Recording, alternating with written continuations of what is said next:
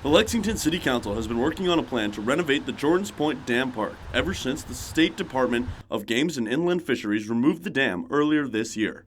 Mayor Frank Friedman worries the city won't get enough input from its residents until it's too late. People generally don't get involved in a project until a project's done, and then people critique everything that should have been done differently. The park mainly consists of a soccer field and an old pavilion to hold events. The dam's removal lowered water levels near the park. That makes swimming and other water recreation safer.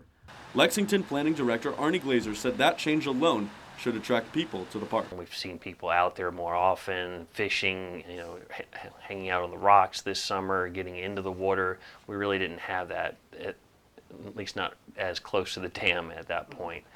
So we're hoping that we'll have more folks getting into the water than we had before. The city is working with Land Planning and Design Associates, a Virginia-based landscape and architecture planning firm, to come up with plans for the new park.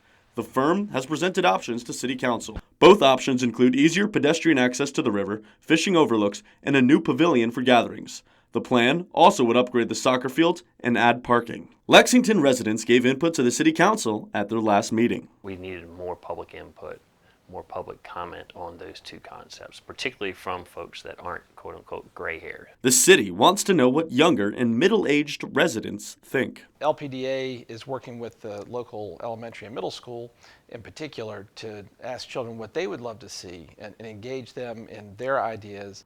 The company is turning to experts, kids at Rockbridge County High School. They're environmental classes that are actually familiar with the park and have done work or studies in the park, so they're familiar with it. So we're going to reach out to the high schools, and particularly those two classes.